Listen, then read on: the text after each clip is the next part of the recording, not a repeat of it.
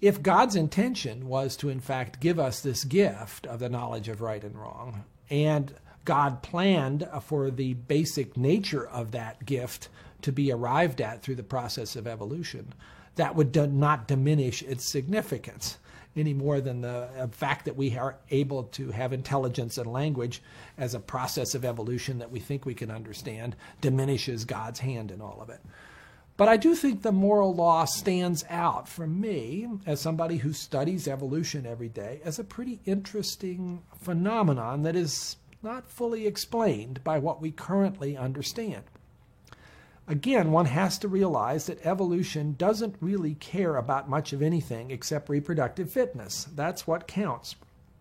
And we also have to recognize that, in general, evolution operates on the individual. It's whether that individual can have more children than somebody else that has driven this process down through time. The moral law has interesting callings upon us at times, calls us to do things that sometimes we really don't want to do. And the place that I think is particularly interesting is this whole concept of altruism, this calling that we have to be unselfish, when oftentimes we feel like we want to be selfish. And particularly when that calls sacrificial acts, or even radical sacrificial acts, such as putting one's own life at risk to try to help somebody else. I love the story of a fellow named Dirk Willems, who in the 16th century was imprisoned for his faith, managed to escape from the tower, running across the frozen landscape, was pursued by a guard.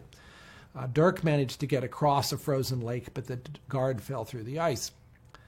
The guard began calling for help. Dirk, realizing this was another human being who was facing almost certain death, turned around, pulled the guard to safety. The guard promptly arrested Dirk, took him back to the tower, and he was put to death a week later for his faith. What an amazing story. Evolution would say Dirk made the wrong decision. He should have kept going. He should have had a chance to pass on his DNA, and instead he did this crazy thing where he sacrificed his own life, surely with some realization that he was putting himself at great risk in order to help this other person who in many ways was his enemy. And yet, is there not something about us that admires that?